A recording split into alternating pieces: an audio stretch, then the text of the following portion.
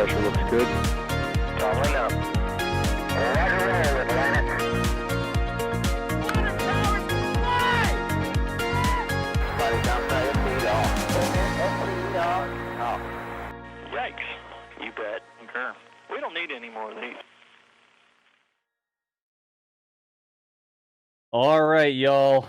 Let's see if this works. We're here for yet another NASA spaceflight live stream. I'm John Galloway with NASA Spaceflight. I've changed. You've seen a lot of me today, doing some Texas tank watching earlier down at Boca Chica, Texas, as SpaceX was trying unsuccessfully so far to get that Starship SN6 prototype off the ground. But we are back from Cape Canaveral now for Saocom 1B. We've got an emergency response satellite, I guess you could call it. It's an imaging satellite that has special types of radar that helps emergency responders, is the plan. So let me know that you can hear and see me okay. I'm going to look up there and I see a bunch of 5x5s. You got a nice DOS with a nice different outfit, a very official NASA spaceflight stream on. Of course, nobody comes to these streams to look at me. We come to see the rockets fly. So let's hop on out to the Cape and see what our live feed from Cape Canaveral is looking at right now. There on the screen, you can see SLC-40 down at Cape Canaveral. That's part of the Cape Canaveral Air Force Station. I think we're still calling it that these days. I don't know if it's a Space Force station or anything like that yet, but we have two NASA spaceflight members out there. Chris Gebhardt, Assistant Managing Editor, will be operating the camera, and providing your live commentary on the scene will be Thomas Berghardt. Thomas, give me a mic check. Let me see if I can hear you right now. How you doing, Daz? Hello, everybody. This is Thomas Berker, editor and writer for NASA Spaceflight, coming to you live from Cape Canaveral. All right, and chat to everybody out there, let me know that you heard Thomas okay. A lot of wind out there today, so we're running some noise suppression on that so we can hear what Thomas is saying without getting a constant barrage of wind. But Thomas, whenever you're ready to take it away, you can roll with it, buddy. Absolutely. Welcome, everybody, to tonight's launch. It's been a busy day in spaceflight. A lot of stuff happening, but not a lot of actual launches. SpaceX scrubbed a launch earlier this morning from Cape Canaveral over at Launch Pad 39A due to some inclement weather. That was a Starlink mission. They'll try again, hopefully, on Tuesday. Then, of course, you've seen a couple Starship streams today. Starship SN6 aborting a couple HOP attempts, so they're still going to keep working on that. But we are hoping that SpaceX can pull together one liftoff today. Tonight at Cape Canaveral, you are looking at a Falcon 9 at Space Launch Complex 40, carrying the Saocom 1B satellite, along with a couple of secondary payloads. We'll talk more about those payloads in a second. But this is going to be a very interesting launch for a couple of reasons. First and foremost, it is the 100th launch of a Falcon rocket, including the Falcon 1, Falcon 9, and Falcon Heavy launch vehicles, so a big milestone for SpaceX there. It is also the first launch into the Polar Launch Corridor, a polar launch from Cape Canaveral into a north to south orbit, the first time since 1969 that is taking place. More on that later. And of course, finally, there will also be a return to launch site landing. The first stage of Falcon 9, should it lift off through some weather today, will come back and attempt a landing at Landing Zone 1 here at Cape Canaveral, not a drone ship out in the ocean. And we'll talk more about all that in just a little bit. I want to give an invitation for all of you. If you have questions about what you're looking at or what's going on, please put them in the chat. If you tag at NASA Spaceflight when you do so, we'll have Daz and also Michael Baylor working in the background to relay those questions to me and Chris Gebhardt here as well. And we will try to answer all of those questions as best we can. We also have Julia Bergeron here around the Cape somewhere. I'm not quite sure exactly where she is, but she'll be here capturing some photos and videos as well. Oh, she's at the beach. She's not here on the media site. She's somewhere else off base. I remember now. Yes, but she will be here and hopefully show us some great photos too. But let's start with a brief synopsis of the mission tonight. So it is a Falcon 9 rocket. This is a flight-proven first stage block or booster 1059. Its fourth flight previously launched the CRS-19, CRS-20, and one of the Starlink missions, and this is now its fourth flight. Interestingly, the CRS-20 mission was the last time a Falcon 9 completed a return to launch site landing, and this booster will hopefully be doing that again tonight. And then, of course, a brand new second stage. Those are always brand new, and also some brand new fairings. These fairings have not flown before that we know of. But inside that payload fairing are actually 3 satellites. The primary payload is Saocom 1B. This is a satellite for the Argentinian space agency CONAE, C-O-N-A-E. and this is a follow-on mission to the Saocom 1A satellite, which was also launched by SpaceX on a Falcon 9. However, the difference is the Saocom 1A satellite was launched from Vandenberg Air Force Base in California, because again, it is going to a polar orbit. But for this launch, we are here on the Florida Space Coast at Cape Canaveral, and you may be wondering why that is. SpaceX has been working with the 45th Space Wing here at the Eastern Range to reopen the possibility of launching to polar orbits from Cape Canaveral so they can launch more and more missions to those orbits. And that involves flying south rather than east, which presents some problems when you're flying along the coast of Florida. There's actually a bit of a performance hit. The vehicle has to make a turn partway through its launch to avoid overflying populated areas. And also, you are closer to the equator, so there's actually a bit of a performance hit from the extra velocity from Earth's spin. However, this payload is light enough that Falcon 9 can overcome those challenges and reach a sun-synchronous orbit tonight, again, should weather cooperate. The weather forecast is currently predicted at a 40% chance of acceptable weather, which is not great. However, we have seen rockets launch in worse conditions than that, so we will see how SpaceX's fortune favors them tonight. Right now, liftoff is targeted for 7:18 p.m. Eastern Time, and Chris is showing me something. Hold on. Okay, so we have been told that SpaceX will make the final go, no-go decision on weather at T-minus 1 minute. So it sounds like SpaceX is going to proceed through most of the countdown, get through fueling, which starts at 35 minutes before launch. And if everything goes well to that point, at T-minus 1 minute, they will make one final weather check and see if they are clear to proceed.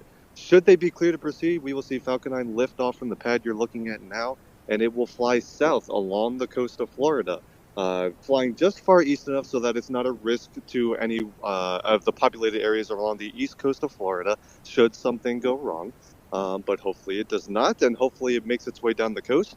After stage separation, the first stage will return to Cape Canaveral, produce a boostback burn and an entry burn, and then finally a landing burn to land at landing zone 1, while the second stage will perform a dogleg turn maneuver to fly even farther south once it passes the southern tip of Florida. And that will put it on the correct inclination to deliver its payloads to sun-synchronous orbit. The fairings will be jettisoned shortly after stage separation, and there is a fairing recovery vessel stationed just west of the Bahamas, which will attempt to catch one of the fairings, weather permitting, and hopefully fish the other one out after a soft splashdown so they can still recover both fairing halves. The other fairing recovery vessel, and why they cannot catch both halves tonight, is because the other one is stationed at the Starlink fairing recovery zone, which is way to the northeast of Cape Canaveral, far away from the Saocom fairing recovery zone. But that is the current plan for tonight. On board, also, there are two secondary payloads. One from Tyvek Nanosatellite Systems. We don't know much about that payload. It's just a small satellite. And then we also have a small satellite for Planet IQ, an interesting meteorology/atmospheric studies satellite. Those are both rideshare payloads that will be deployed after the primary payload of Saocom 1B. So that is a brief synopsis of the mission tonight, and I'm going to go to Das and ask if we have any questions about tonight's mission. Thomas, thank you for that. Really quickly, I want to let everybody know we are piping in the Countdown Net audio from SpaceX. They have that stream up now. Thomas, it may blow out your ears. I haven't heard them say anything. The first time they said anything, it was way quiet, and I've increased the volume, but I do not know how loud it will be until SpaceX actually says something. So stand by, and I'll dial that in. I just need them to say something so I can actually dial in the audio. So okay, is that going to come through the production preview? Because I have that muted right now. It would come through the production preview, yes. Okay, let me know when they start talking, and I'll unmute that. Okay. All right, good deal. Thank you.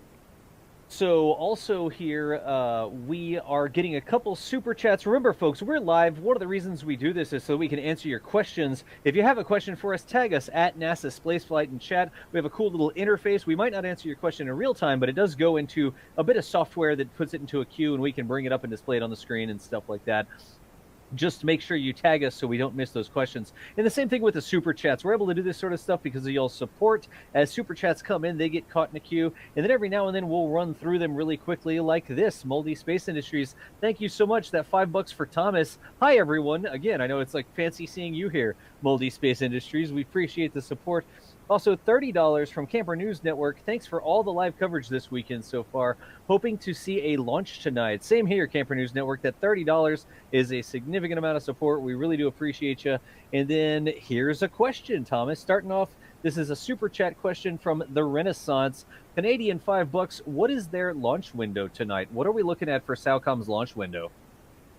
Great question. Tonight's window opens at 7:18 p.m. Eastern Time. That is 23:18 UTC, and tonight's window only lasts 10 minutes. So should they decide to push the T0 a little bit prior to fueling, they can do that. However, as soon as they start fueling, they are committed to that 7:18 mark, and they will not be able to adjust that as far as I'm concerned, if I understand the countdown correctly. So a very short window. Once they start fueling, it's effectively an instantaneous window. Gotcha. Excellent. Let's see here. We also had one from Zoidberg. Zoidberg asked, what are the current weather conditions? Have we had a weather update? We just heard, I think, that they'll do a final go, no go on the weather at 60 seconds, right? Yes, the final weather decision will be made at T-minus 60 seconds, T-minus 1 minute. Right now, based just from my experience sitting here at the Cape, it's a little windy on the ground, but not too crazy, nothing that we haven't seen rockets launch in before. There is a fairly large cloud layer, however, which I believe was the primary concern in the launch forecast. There is some slightly clearer skies potentially moving towards the pad, so we might get lucky again. What the weather looks like right now isn't super important. What matters is what it looks like during that final minute of the countdown and into launch. So we will see. We'll have to wait, and also here on the SpaceX Countdown Net, they should usually call out what kind of weather conditions they are monitoring and where they stand as we are right now. So stay tuned for a more recent update. Do we know from that update where it was a 40% go, what was their primary concern? Do we have that? Yes, the info? primary concern was the thick cloud rule, which is Thick why I'm cloud saying the cloud layer that we're looking at right now might be the concern that we need to clear prior to liftoff. Gotcha. Excellent. So here's another one coming in from Dougal, and Dougal was asking, does this booster need to rotate to change trajectory? So we've seen, especially back in the shuttle days, because it was obvious when that shuttle did a roll. Also, Falcon Heavy, really obvious when Falcon Heavy does a roll program. Does this booster need to rotate or anything like that for the dogleg? That is a great question. Falcon 9 does not need to roll itself in order to obtain a certain azimuth. I remember actually Elon has actually discussed this on Twitter before. The Falcon 9 does not need to. It is a, for all intents and purposes, perfectly cylindrical rocket. There are no asymmetric fins or wings like a space shuttle or something like that. So Falcon 9 doesn't need to roll to any specific heading or azimuth. I guess that's not really a roll. It doesn't need to roll to any specific orientation in order to reach a different azimuth than usual. Gotcha. However, there is one consideration that might require a roll program. Once the fairings separate, the satellites on board the spacecraft might have very specific thermal requirements, and certain parts of the spacecraft might be better in sunlight than others. So occasionally that is a factor, and you might see the second stage reach a very specific orientation. But that won't be a factor until the fairings separate, so that's later in flight. Gotcha. Here's another one. This one's coming over from the Twitch side. Could we explain why this southerly heading wasn't flown out of Vandenberg? That was from Godzilla Train over on Twitch. Why didn't we just fly this out of Vandenberg if it's a polar orbit? Good question, and ironically, I'm probably going to argue that maybe they should have, but I'll give some context for that. As you know, it has been a very busy weekend here at Cape Canaveral, and this mission has got pushed around a couple of times due to other missions having aborts and things like that. Just to our right here, we are actually looking at a Delta IV Heavy, which encountered an issue earlier yesterday morning. I'm losing track of time already. That launch did have an abort, and that was holding up this mission for a little bit. But that's still at the pad, and they're letting Falcon 9 go. I'll talk a little bit more about that in a second. Yeah, the idea behind moving this mission to Cape Canaveral was to allow more frequent polar launches. There's a lot of factors that go into it, not least of which is many of the launch providers, both SpaceX and ULA, have most of their teams stationed at Cape Canaveral. And in order to launch from Vandenberg, they usually move those teams to Vandenberg for the campaign rather than having permanently stationed teams out there. So they're trying to minimize that a bit. And also, SpaceX simply wants to launch more polar missions, which means they want to have multiple ranges supporting those missions. SpaceX has not abandoned Vandenberg by any means. They still operate Space Launch Complex 4 East, as well as their landing zone 4 landing pad out there. And that pad will be used for the Sentinel-6A mission for NASA no earlier than November of this year. So they are still using Vandenberg, but they moved this mission out here to try and space out the polar missions across the two ranges and try and get them more frequently going forward. Um, I would say it might not have panned out so far for this particular campaign, given some of the other range conflicts that have come up. But that's what their end goal is going forward. Gotcha. You just said they were trying to space out the launches. I like it. Well I done. totally didn't even do that on purpose, but nice catch. All right, let's grab a couple other questions here. Some super chats, actually. Here's one from Future Martian. Future Martian says, third time's the charge today, and tosses another 25 in. Future Martian, thank you for that. Not the first time we've seen you toss a super chat in today. We appreciate the support. Also, Vlex, here's a question. Morning all, just joining, but do we know why Saocom got permission to launch beside the Delta Scrub? So that was the thing, launching from pad 40 here. This trajectory, the dogleg going down to the south, overflies the actual Delta pad at 37A, or at pad 37, SLC 37, which has a national security payload on it, NROL 44. Was there any official word on why they allowed this to go on? There was no official statement or anything, but I think I can give some context as to why things may have changed. So, as you know, we were talking about other range conflicts holding up this mission, and that biggest conflict was the NROL 44 mission launching on a Delta IV Heavy. Early Saturday morning, that launch attempt for that mission ground to a halt at T-minus 3 seconds with an abort post-engine ignition. And because of how the Delta IV Heavy launch system works, they actually are going to need about a week in order to recycle and try that launch again. So what we originally thought was that Saocom 1B was going to have to be delayed a week because it was going to have to launch after Delta. The reason we thought that was a requirement was that Falcon 9 will nearly, not exactly directly overfly Pad 37B, but it will become close enough that should something go wrong during the early stages of flight, there is a falling debris risk at that pad. And normally, with this new polar launch order, both SpaceX and ULA have agreed to completely be fine with other launch providers overflying their pads or nearly overflying their pads. Both SpaceX and ULA have said, for example, if an Atlas V launches from pad 41 and needs to overfly SpaceX at pad 40, SpaceX will allow them to do so. Likewise, ULA has said if we have a Delta at pad 37B and SpaceX needs to launch a Falcon 9 from either 40 or 39A into a polar orbit and overfly our pad, that we will allow them to do so. The reason that this particular launch was being held up by another mission was because the National Reconnaissance Office, the customer for the Delta IV Heavy launch, has requested that SpaceX do not overfly their pad while their payload is there.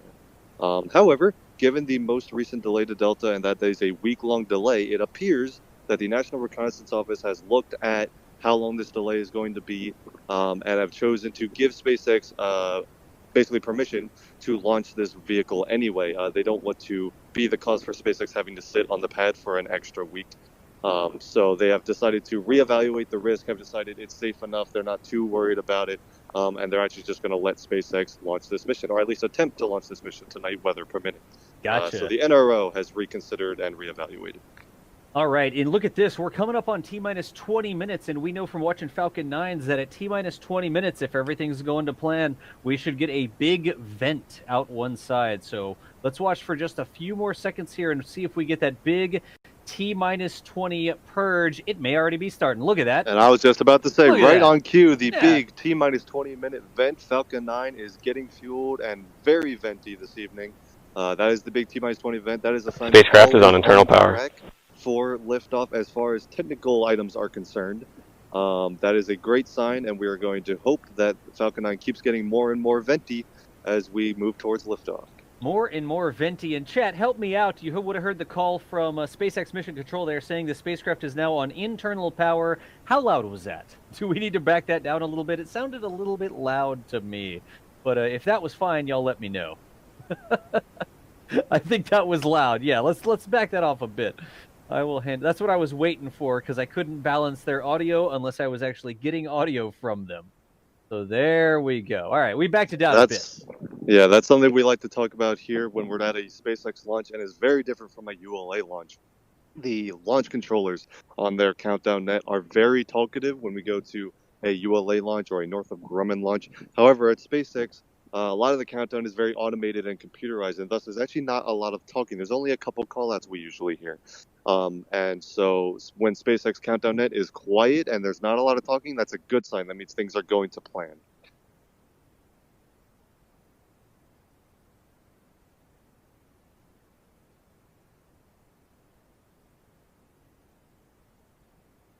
So again, that big vent on the screen right now, that's nominal. That's that big T-minus 20-minute vent.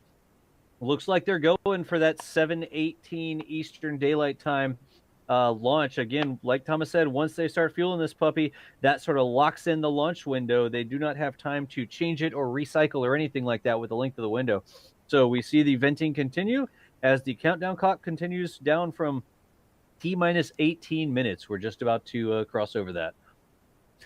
Let's grab some more questions or super chats here. South of Hollywood, thank you for the support, saying hi. Jason Griswold, another super chat saying, you all work so hard. Thanks so much. We appreciate the kind words there, Jason. Look at this one. iPredator actually hopping over and tossing a little bit in. And if I'm not mistaken, those are Argentinian dollars or pesos or whichever way it goes, saying thank you guys for all the hard work you do every day. Especially thanks for Mary. I saw Saocom 1B in February at Bariloche. I don't know how to pronounce that, but I'm going to go with Argentina. It was really huge. Hoping to see it fly today. iPredator, thank you so much for the support there. Also, a new member, Douglas Bush. We appreciate you joining the NASA Spaceflight family here. Thomas Schlotterer saying, watching with the family tonight. Go SpaceX. Thomas and family, thank y'all so much. And Thomas, thank you for sharing this with your family. It's just like take over all the screens in the house. It's like, no, we're not watching anything besides rockets tonight. I'm putting it up on the screen. That I do that at my house as well. So you have my blessing. Wheelie98. Don't mention it. Thanks for your work. We appreciate you there, Wheelie98. Also, Debash Mode. Love NASA Spaceflight. Debash, thank you so much for the kind words. $9.99. And then Jacob Magnuson. Let me get a venti mocha with espresso. Look, we don't serve those around here, okay? All we do is like Lox lattes and RP1. I don't know. Thomas, help me out. RP1. RP1 milkshakes? Is that a Milkshakes? thing? Yeah, right. It sounds good to me. Let me see if I missed anything else over here on my side. Looks like we are all good for resubs and stuff. So we are simulcasting this on Twitch and on YouTube. Of course, YouTube is the mainstream. That's where we're getting most of the questions. But I've spent 6 years streaming on Twitch. I don't want my Twitch stream to think that I have forgotten them. So NASA Spaceflight graciously gave me permission to also simulcast it over on my Twitch stream. So I'm reading both chats, and I appreciate everybody watching wherever you're watching from. It sounds like we may be getting the SpaceX live stream online. So, Thomas, I'm going to see if I can grab a question for you. And while you talk about that, I'll see if I can get it. Here's a good one right here. This is about what's the difference between an LZ, so an RTLS landing, and a drone ship landing, the ASDS landing. Thomas, what is the difference there, and why is it that this one can come back to LZ1, if that's what I heard correctly? Yes, absolutely. So there are two different ways that you can land a Falcon 9 first stage. The first way is to, once the first stage has pushed the second stage and its payloads up high enough and fast enough so that they can continue on to orbit, the first stage will simply fall back to Earth along that trajectory without changing it or anything. Once it starts re-entering the atmosphere, it will complete a re-entry burn to help protect itself from all the forces of re-entry to help slow it down. And then it will proceed down to a drone ship sitting in the middle of the ocean, either the Atlantic Ocean launching from Cape Canaveral or the Pacific launching from Vandenberg. Right now, SpaceX has two drone ships. Of course, I still love you, and just read the instructions. And either of those can be used to catch the Falcon 9 booster. The Falcon 9 booster will land on those. Doing that allows the first stage to save a lot more fuel because it does not need to fire its engines to come back to land. It can just simply fall on its original trajectory. So that is what we see for the majority of missions, simply because it allows the vehicle to have more fuel margins, more extra fuel to work with should it need it. And some missions simply don't have the performance to come back to land. And the reason that might be is because it's going to a very high orbit or some other very high energy insertion that the vehicle needs to put all of its fuel energy towards putting the payload where it needs to go. And sometimes the payload is also very heavy, and thus it takes Falcon 9 a lot of fuel to get it where it needs to go. However, the Saocom 1B satellite and its two secondary payloads are collectively light enough that even though the first stage is following a relatively inefficient trajectory, a polar launch from Cape Canaveral here, in addition to a dogleg maneuver, which also eats up some performance. Despite all of that, the payloads are light enough, and Falcon 9 has enough power that it can still complete a boost back burn, which basically nullifies all of its horizontal velocity and actually comes back to Cape Canaveral before completing its entry and landing burn. So it is a matter of what orbit the payloads are going to and how heavy the payloads are. This mission is going to a relatively low orbit and is also a fairly light payload, so Falcon 9 has the performance to come back here, which helps SpaceX recovery teams a lot so they don't have to worry about the boats and support ships. It can simply drive on down to landing zone 1 here at Cape Canaveral and get their booster back. Excellent. And I'm going to keep on grabbing some questions here. We are now at just over T-minus 13 minutes, so we'll speed run a couple more here. Thomas, are y'all going to be able to see the landing? Can you see the LZ from your position? Good question. So the landing zones, there's landing zones 1 and 2 here tonight. They usually use landing zone 1 for first stage, single stage Falcon 9, or not single core Falcon 9 landings. And I believe, if I understand what Chris is going to do right now, he's actually going to pan the camera a bit. So right now you're looking at pad 40 where the liftoff will happen. And Chris is going to pan the camera just to the right a little bit. And right here at Cape Canaveral, you won't see the landing pad itself. It's a concrete pad. It's very flat. It's hard to see behind some of the trees here at Cape Canaveral. But he will show you just where Falcon 9 will come down and touch down, and we will see the first stage return right there. Of course, the cloud. Tell them that. And tell Chris that is zoomed in, and the Falcon 9 will appear right there on your screen once it comes back. And again, this all relies on the weather cooperating tonight, of course.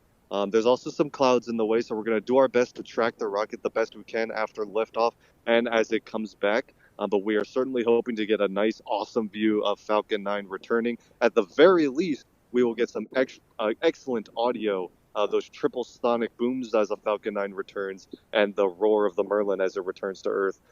So yes, hoping for a clean view of Falcon 9 landing today. Where are y'all at today? Are you on the NASA Causeway, ITL? Where are y'all watching from, Thomas? Tonight we are at the NASA Causeway, which is actually on Kennedy Space Center property, so we're right next to the Cape Canaveral Air Force Station. But yes, we are at the NASA Causeway tonight, the same site we actually watched the Delta IV Heavy launch attempt earlier this weekend. Are you on the Air Force side of the causeway, like past the bridge, or are you on the NASA side of the causeway there? We're on the NASA side of the causeway here, and actually Chris G says something. Yes. Something. We have to be here because if we were at our normal place on the ITL Causeway, we would be in the debris footprint of the Falcon 9 rocket. So we have to be here. But what was really cool about coming in today is we actually drove through the roadblocks of all the places on Cape Canaveral that are closed off for the land overflight safety regulations, which is amazing to do. We're actually the roadblock is literally about 100 feet away from me right now. So we're literally at, where could the debris land? 100 feet further back. Wow. It's basically where we are. No kidding. All right, so y'all are going to be just a couple miles away from the landing. You're pretty darn close to where that landing is going to occur, so we should have a fantastic view of the rocket coming back down to LZ1. We will definitely stand by for that. Let's grab a couple more questions here while we run through. Are they recovering the fairings today, Thomas? So we know this fairing fleet catchers with the big nets on top of them that race to try and get underneath, and then the fairing talks to the boat, talks to the fairing, and they collaborate on trying to meet up so that they can catch it in that net. Are they trying that today, or what are they doing? Absolutely. So SpaceX has two fairing recovery vessels, Go Tree and Go Chief. And both of those vessels are currently out on missions. However, they're not both on the same mission. The Starlink mission that was supposed to launch this morning and got delayed due to inclement weather launches to the northeast from Cape Canaveral, and this mission, of course, is launching south to the polar corridor. So the two fairing drop zones are very far away from one another, so they can't use both ships for both missions. So SpaceX has decided to send one ship to each location. Each ship will hopefully attempt to catch one of the fairing halves from each mission, and as long as that goes well, and even if they don't, they can still recover that out of the water after a splashdown. And then the fairing half that they cannot catch will be fished out also after a soft splashdown. So they will hopefully be able to recover all four fairing halves from the two missions using just these two vessels. Gotcha. Alrighty. So they've sort of split up their resources there so they can try to do both, and both of those things are things they've done intentionally in the past, either trying to catch it or intentionally letting it splash down in the water and then trying to fish it out of the water. So they're definitely. Absolutely. And the reason they do that is because if they sent both of the fairing vessels to a single drop zone for a single mission, Yep. they might be able to catch both halves. However, the two halves from the other mission, there'd be no vessels out there to even fish them out, let alone try and catch them. So they're trying to recover all four one way or another versus going for two catches on one mission. Gotcha. Alrighty. Here is a couple other ones. And really quickly, we're down to just over 8 minutes, just under 8.5 minutes. This one's from Greg Smith, NASA Spaceflight. What is the reason this satellite needs a sun synchronous orbit? Or what does sun synchronous even mean? Absolutely. So a sun synchronous orbit is a subcategory of a polar orbit, an orbit that orbits north to south over the poles over and over again. And specifically, a sun synchronous orbit is one that passes over a given point on the Earth's surface at the same time every day, which basically means that for missions with imaging missions, or such as the radar missions that Saocom 1B entails, the conditions at the site that you're imaging or studying is always the same because it's always the same time of day. So it makes for very good comparative data once you do multiple passes. And so that is the point of a sun synchronous orbit specifically. Gotcha. It sort of intentionally makes it so that the terrain is lit up the same way, like you're going through in certain sun conditions, doesn't it? Yeah, then that's very important for things like there's several National Reconnaissance Office satellites that go into those kind of orbits for that kind of reason, and lots of civilian scientific satellites that do imaging, photographic imaging. This particular satellite doesn't have a camera on it. It has a radar instrument. However, the same conditions apply. You want to pass over those areas at the same time of day. Specifically, the instrument on board is a soil moisture measuring device, among some other applications. So that is why they're still aiming for that same kind of capability. And a bit of Gotcha. humor for that answer is if it were in space looking down on us, it could see us through the clouds, but we could not see it through the clouds. That is true, because it's a radar imaging, not an actual camera. So there you go. Excellent. And here is one last one from Hector Velasquez. Asked NASA Spaceflight, when is the next polar launch from the Cape after this one? So what was the last one? How long ago was the last one? And when's the next one coming up? Anything So on the the agenda? last polar launch from Cape Canaveral was in 1969, a Delta E rocket, not one you would have heard of before, from the same family that the Delta IV Heavy we're looking at next to us came from, but a very early version of the Delta rocket, launching a ESSA-9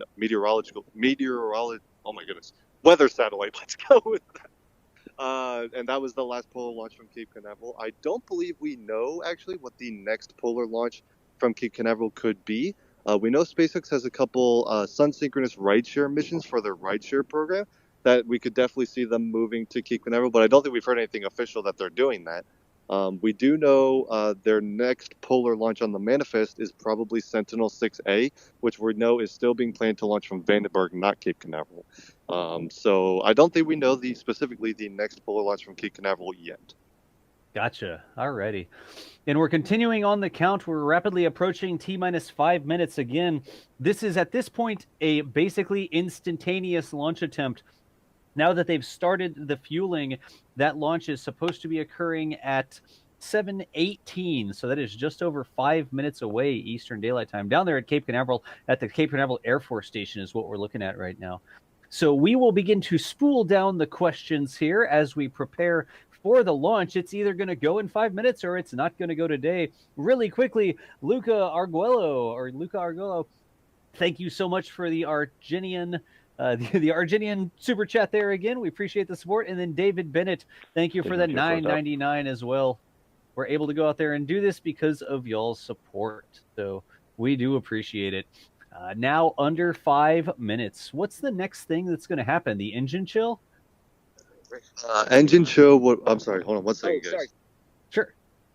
Sorry, Chris. We're good. I believe engine chill has already started because we're at T-minus 4 minutes. So yeah, engine chill has actually already started. They will be flowing just a little bit of liquid oxygen into the first stage engines, the 9 Merlin 1D engines on the first stage, and that is done to thermally condition those engines for all of the thermodynamic forces they'll feel once a full flow of rocket propellant 1 and liquid oxygen goes through them for engine ignition.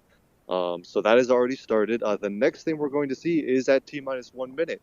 There will be that final weather check, and if that comes back green, we'll see Falcon 9 enter startup. The internal computers on Falcon 9 will take over control of the countdown, and the flight tanks on both stages will pressurize to their flight levels. So that is all coming at T-minus 1 minute. So let's run through some of our things really quickly here. I need to make sure that all of our switches are good to go. Let's see if we're getting the official feed here as well. There would be our side-by-side with the official feed from SpaceX. So that is looking a little bit funny right now. We'll see if we can fix that. Let's go back over to this official feed. Yeah, that looks like we're not getting a very stable official feed from them. I'll continue to watch that and see if there's anything we can do. But back to the side-by-side. That didn't actually try to refresh. Yeah, look at that. I'm actually getting some buffering from the official feed there. Let me work that issue and see if there's something I can do. All right, guys, we have an update. We are currently go for launch. All weather and technical conditions are green for liftoff at 7:18 p.m. Eastern, 23:18 UTC. Excellent. That is good to hear right there.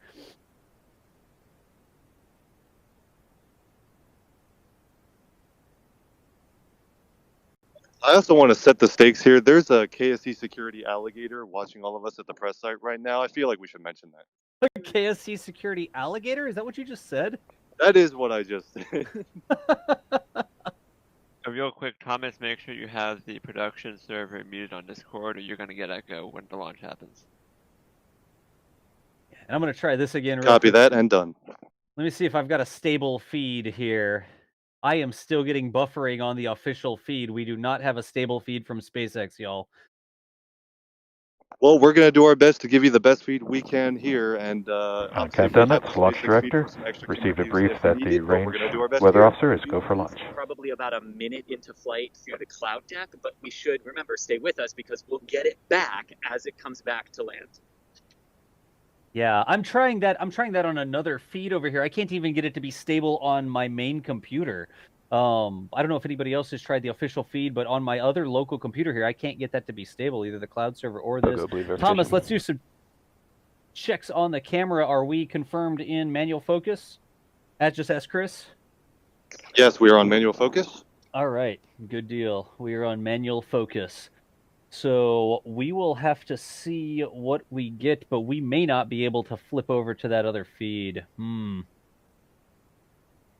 All right.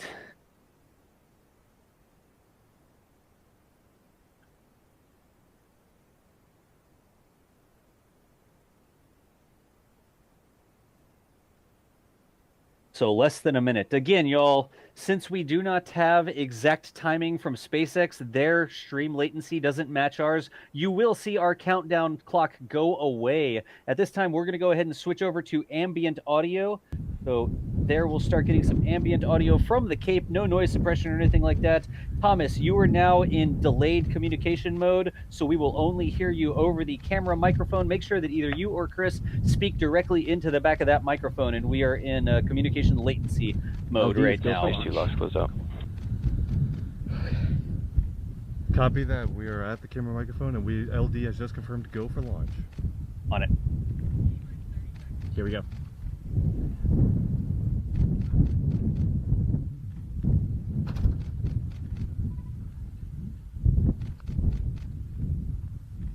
Holy crap.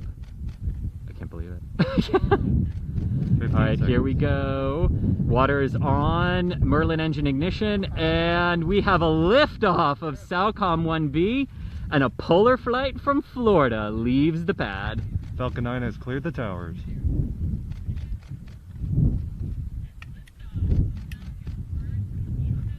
Stand by for that sound, chat. They're a couple miles away from the pad. It takes time for that sound wave to travel, but when it hits the microphone, you'll know. Falcon 9 is pitching downrange.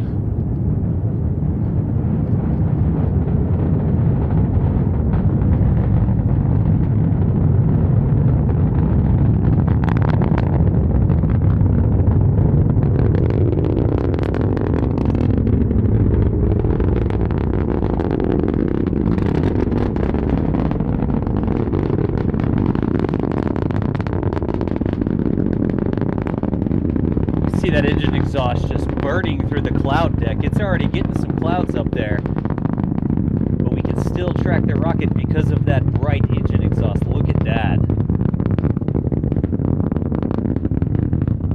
See how long we can keep it here. Pitching south from Cape Canaveral onto its polar trajectory, you can see the contrail Falcon 9 is supersonic. That is the best I can do, DOS. You gotta switch over. We cannot literally get it as it goes south from us. Directly over us. Let's see what we're getting from the SpaceX feed here. Maximum dynamic pressure. We can still kind of see it through the clouds. Unfortunately, the camera just can't point directly above us. Look at that. Look at that. We've got you. We're now on the official SpaceX feed there. You can see two views, one looking down past the grid fins on the left-hand side, and on the right-hand side, that long-range tracking camera piercing the clouds, seeing that plume expansion. You can actually see, look at the turn of that as it goes south. It almost looks like the rocket is turning. It's not doing the dogleg yet. It's not turning yet. It is actually going past the camera position, giving it the view as if it was turning. Looks like we may lose that long-range track there. I can't get over how directly overhead of us it is. It's like terrifying in a way. Yeah. Guys, from here at the press site, this looks absolutely insane. It's coming in and out of clouds from our view, but we keep catching it, and it literally looks like it's over top of us. I mean, the condensation cloud at 30,000 feet is literally right above our head. Unreal. We've got the internal view now. That would be a stage sep. Let's see if we get engine burnout and stage separation we have on the main screen. engine cutoff, stage separation confirmed. Yep. Okay. And we have MVAC ignition on the second stage. Stage 1 has entered its flip and is performing its boost back burn to head back to Cape Canaveral landing zone 1. Look at that. And we have That's boost back cool burn right ignition. Okay, let me rearrange the camera here. We are now orienting our cameras to capture that landing. Here we go, folks. All right. What is it? Is it about Meanwhile, the 4 minutes, 8 mission minutes? is How long continuing before the nominally. landing might occur?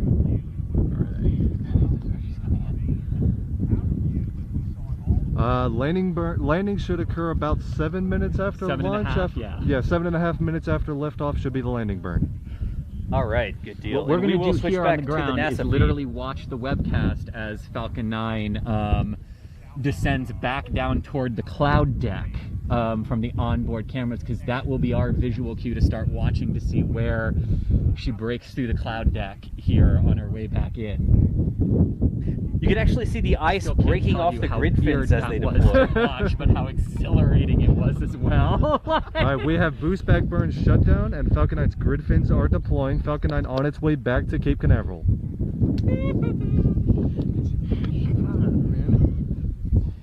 I'm going to do a little bit of a wide shot here. We have had fairing separation confirmed. The fairing's falling away. Godspeed to them. Hopefully a catch and a splashdown recovery for them tonight as well. Which ship is down there? Do you know? Go Mischief is the one stationed to this mission. To the south. Okay. Something sort of spinning away from the. There is a from this lingering left-hand rumble view of there. Merlin here at the launch site. This is the first return to launch site landing that we've actually had of a Falcon 9 since December of last year. No, this spring there's CRS-20. No CRS-20. CRS-20 was land? Yep. Okay, It the was a night CRS-20, landing. there we go. Oh, 19 was the one that landed on the drone. Yes. Yes, okay. Trust me, I wrote our launch article.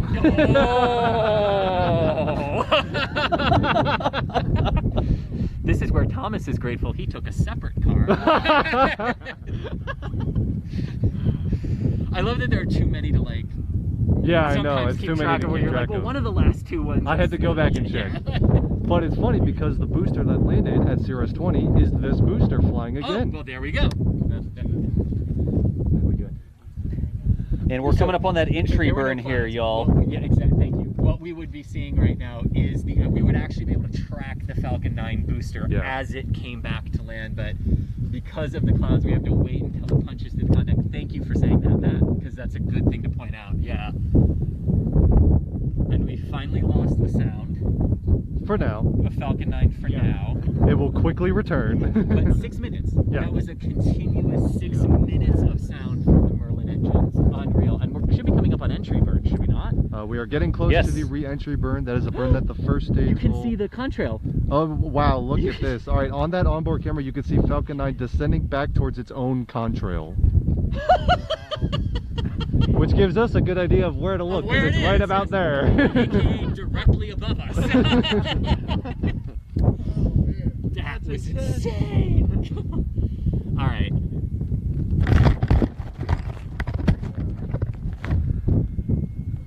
All right, standing by for the entry burn. Okay, cool. Burn startup. All right. Entry Oh, there burn it is, there it is, startup, there it is, and there it is. Where is it? Oh, Thomas. Where is it? I can't quite find it in the viewfinder. It's not visible anymore. Okay. Sorry. I swear we hear that bird.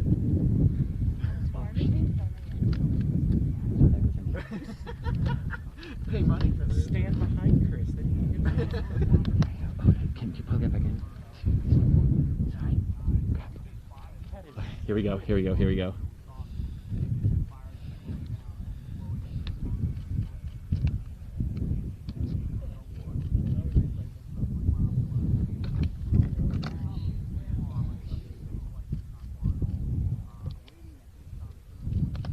There it is. We'll go ahead and just go to this. Yes, there it is, because there it I'm is, there it is, getting there it is. Oh, wow. Oh, it's There it is. Here she comes, here she comes, here she comes, look at this! Come on, baby. Oh my god. Oh my god, oh my god, oh my god. This is amazing!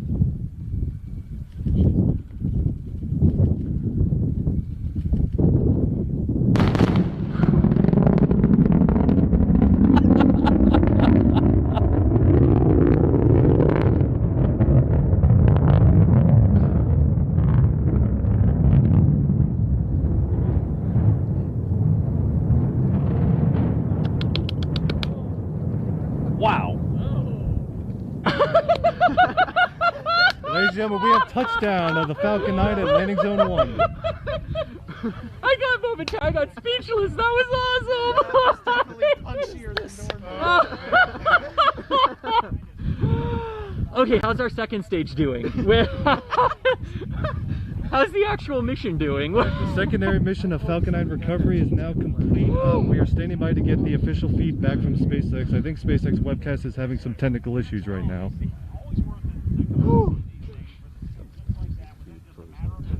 Oh, okay. There we go. We've got the second stage back, and second stage is continuing on to its orbit. Okay, good, good, good.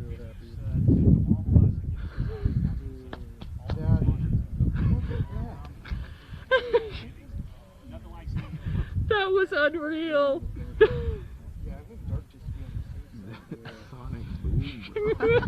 No, the triple sonic boom scared me, like, and I was waiting for it. Yeah. Oh. Oh, very nice. Oh, man. I hope somebody got that green T10.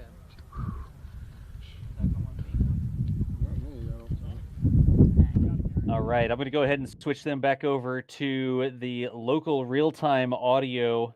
Thomas, if you can hear me, y'all are now back on real-time audio instead of camera audio, so make sure you unmute there so we can hear you. Oh, well, I thought I was back, then I didn't hit the mute button. But here we are. We are back on real-time audio. That's correct. Good deal. And we see the second stage continuing its burn. It didn't look like y'all had a visual after it touched down. The trees, some shrubberies in the way over there, but we do see here the second stage continuing its flight. Saocom 1B, look at that. 27,000 kilometers per hour there, just crossed over 500. And we have shutdown of the Merlin vacuum engine, standing by for confirmation of a good orbit.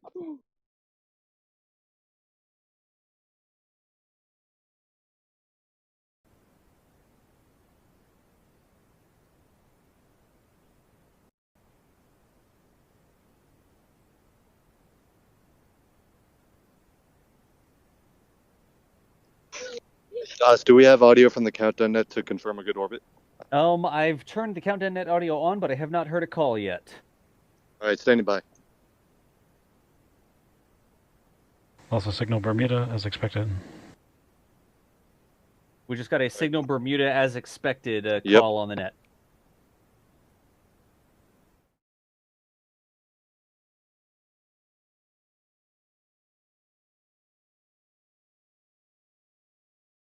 It was a good orbit, and Doss, you might need to refresh the overlay on that scene. Yeah. All right, we have a good orbit confirmed for Saocom 1B and its 2 secondary payloads.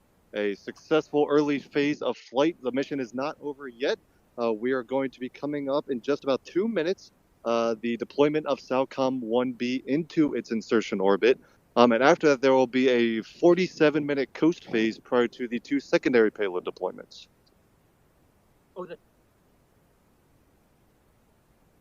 So how long are y'all out there, Thomas? How long are y'all going to be live out there? Don't worry about that yet. We don't know exactly yet, Doss. I don't know if we'll be out here for the secondary deployments. We'll definitely be here for Saocom in just a minute now, but Gotcha. we'll let you know when we're packing up and heading out. Righto.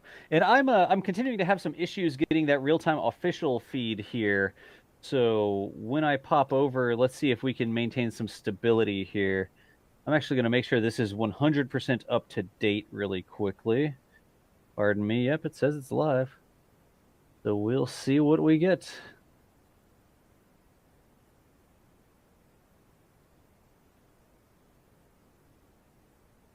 Yeah, there we go. Now we're all the way back up. So both the streams should be popped all the way forward again. Again, we don't get any sort of official feed or any real feed from Acquisition SpaceX. of Signal We're literally Peru. just taking... That was acquisition of Signal Peru. We're literally just taking their live stream and bringing it into the broadcast software here. So that deploy is coming up in just a couple of minutes, and I'm pretty sure we'll be able to hang out for that.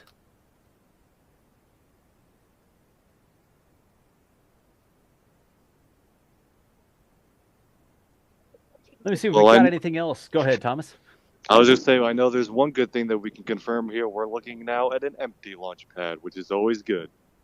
That's right. I'll switch back over to that scene really quickly. That is the type of launch pad I like to see at T plus whatever on launch. Well, I mean, you know. There was, and now alligator. Chris is going to pan to the KC security alligator. It's the NASA security alligator. Y'all thought they were kidding. They are not kidding about the NASA security alligator.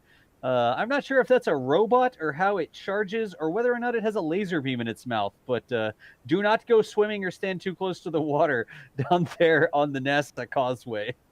That looks like a big one. This one is probably the biggest security gator I've seen yet out here. The biggest security gator we've seen. Whoa. There's the pad again. We'll pan right back there. over to pad 40 for you. Yeah.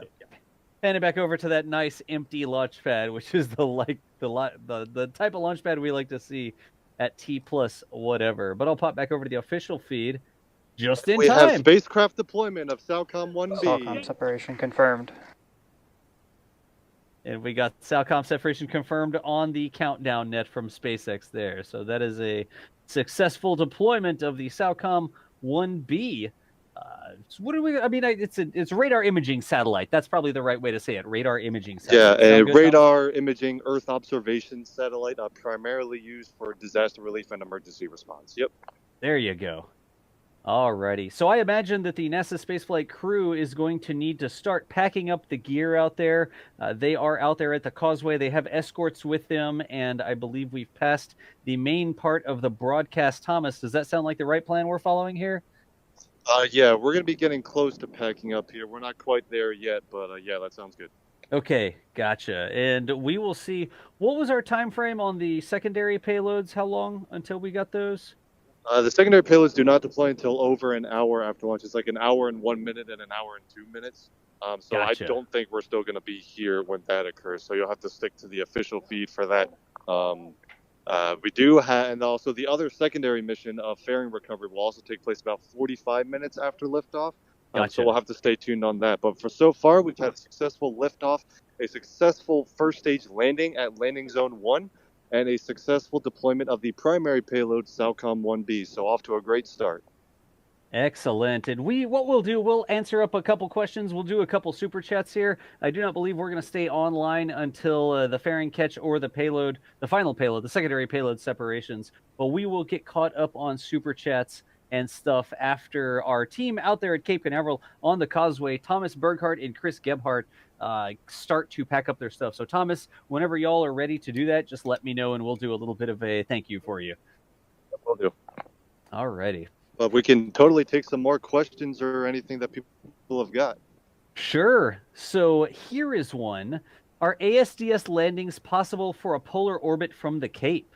So could they station the drone ship down there, or is there a landmass in the way? No, absolutely. So the trajectory that Falcon 9 used tonight is designed to prevent land overflight all the way until it reaches Cuba, at which point it is flying so high that it's not really any significant risk at that point.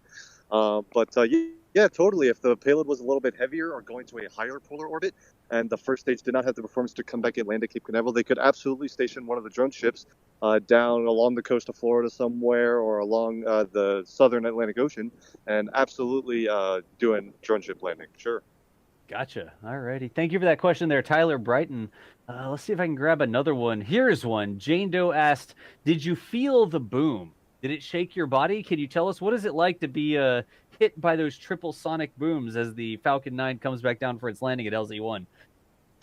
Chris jumped when the sonic booms happened. Yeah. So yes, we can feel the sonic booms very much. It's weird because you lose the initial rumble of liftoff and then you're greeted by triple sonic booms and a roar of Merlin again. It's awesome. That's like the first thing you hear is the sonic boom. Yeah, you don't hear the engines until the sonic boom reaches you. It's awesome. See on my you can definitely see on my tracking of it that the whole camera goes.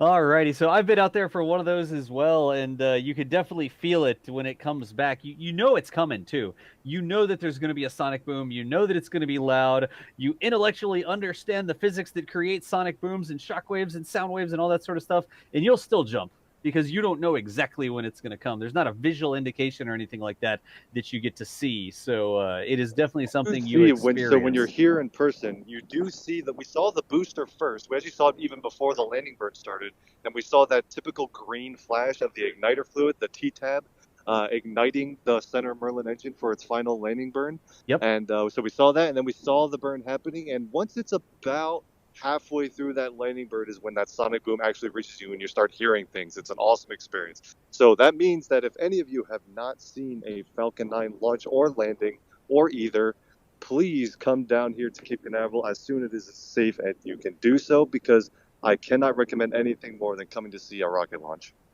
Excellent. Hey, here is one that's sort of the same thing. Can you explain the triple sonic booms? Why are there 3 sonic booms? Absolutely. So a sonic boom is created by any of the shockwave concentrations produced by the airframe that is going supersonic. And the Falcon 9 case, there are 3 sort of leading edges that create a boom. The first is the engine bells of the 9 Merlin 1D engines. That edge creates a boom.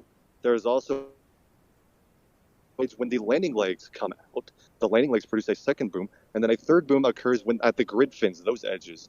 So those are the 3 features of a Falcon 9 first stage as they come back down that form a concentration of shockwaves that produce that sonic boom.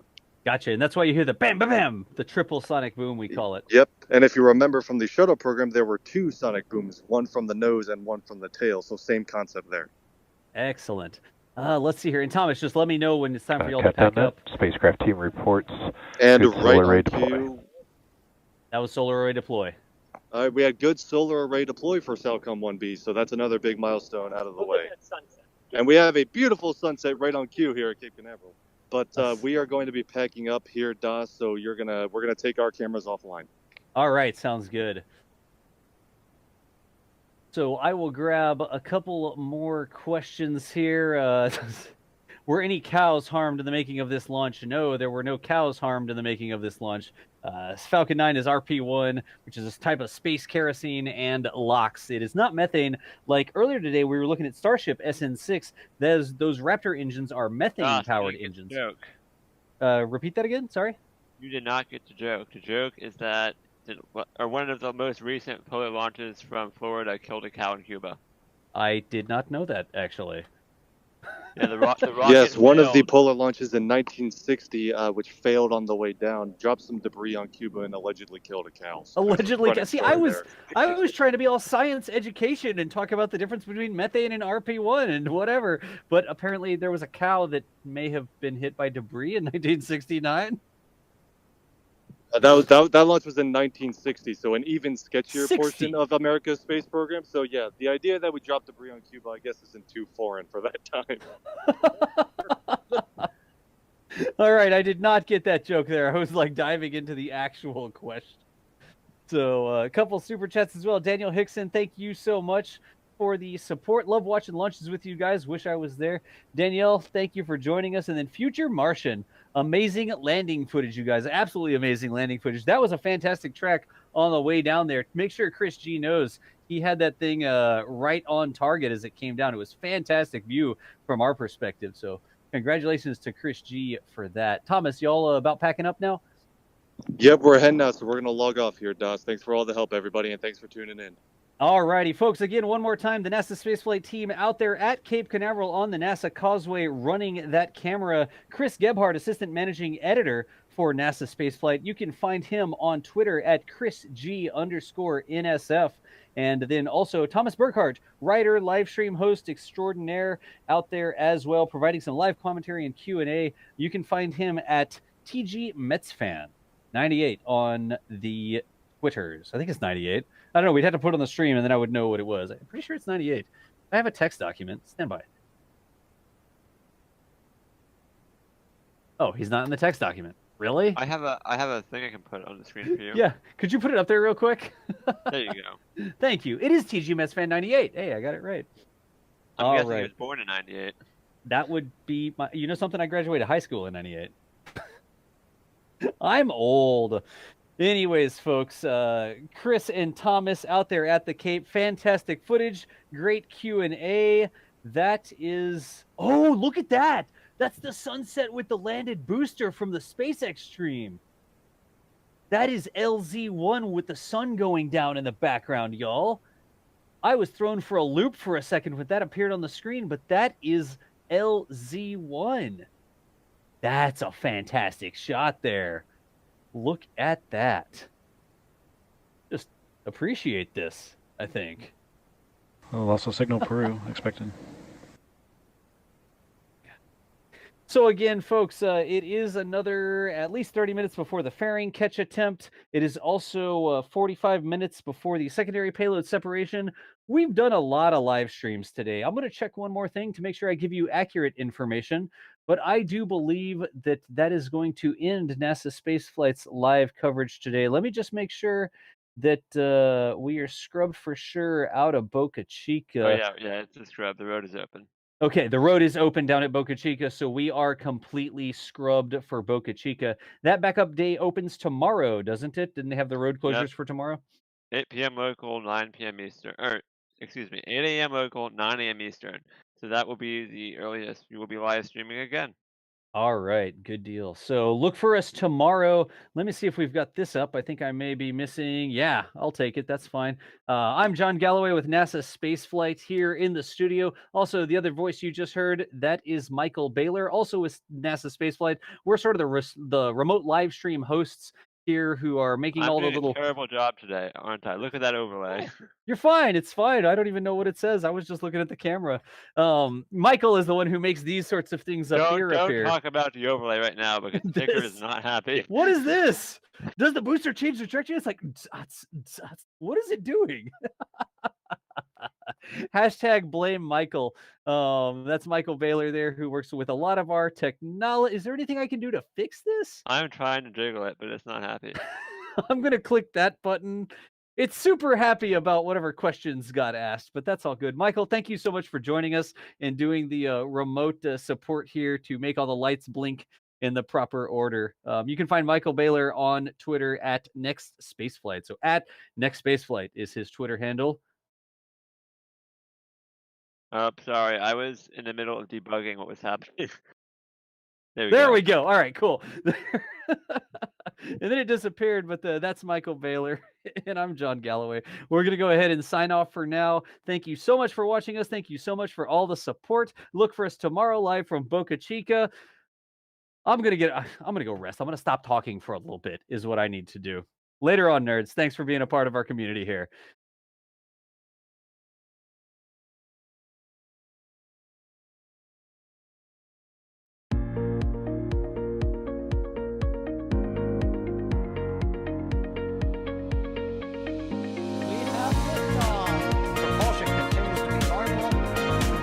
Chamber pressure looks good.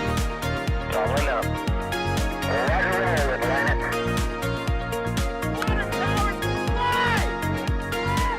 Flight outside of speed off. Yikes. You bet. Concur. We don't need any more of these.